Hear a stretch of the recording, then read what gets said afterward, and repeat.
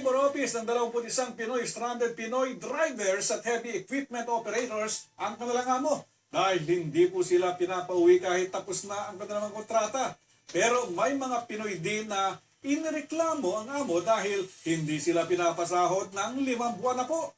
Mula Alcobar, Saudi Arabia, may balitang global si Florante Catanos. Dumulog sa Polo Alcobar ang 21 stranded Pinoy na nagtatrabaho sa Saad Al-Hazri Company sa Dammam para i-follow up ang kanilang kaso.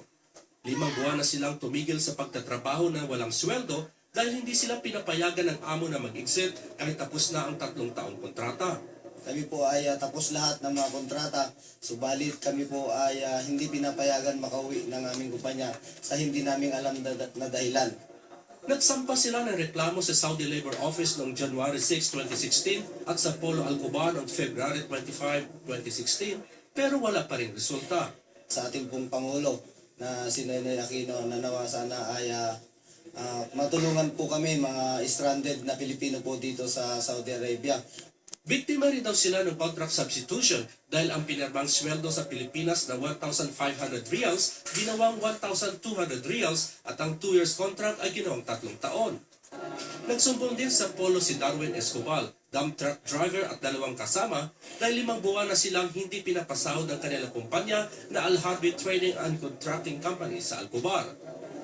Gusto na rin nilang umuwi sa Pilipinas dahil hindi maganda ang palakad ng kumpanya.